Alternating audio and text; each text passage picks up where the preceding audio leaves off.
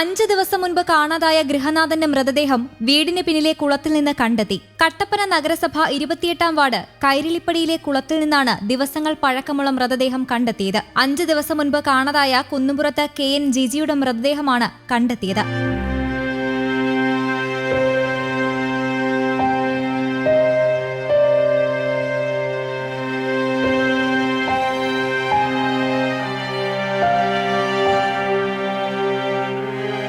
കഴിഞ്ഞ വെള്ളിയാഴ്ച മുതലാണ് ഇയാളെ കാണാതായത്. തുടർന്ന് ബന്ധുക്കൾ കട്ടപ്പന പോലീസിൽ പരാതി നൽകിയിരുന്നു. അന്വേഷണം നടന്നുവരുന്നതിനിടെയാണ് ജിജിയുടെ വീടിന്റെ പിൻവശത്തുള്ള കുളത്തിൽ നിന്ന് ഇന്ന് രാവിലെ മൃതദേഹം കണ്ടെത്തിയത്. പോസ്റ്റ്മോർട്ടത്തിനായി മൃതദേഹം ഇടുക്കി മെഡിക്കൽ കോളേജിലേക്ക് മാറ്റി. കട്ടപ്പന പോലീസ് മേൽ നടപടികൾ സ്വീകരിച്ചു. രോഹിണിയാണ് ഭാര്യ. മക്കൾ ജിതിൻ, ജിത്തു.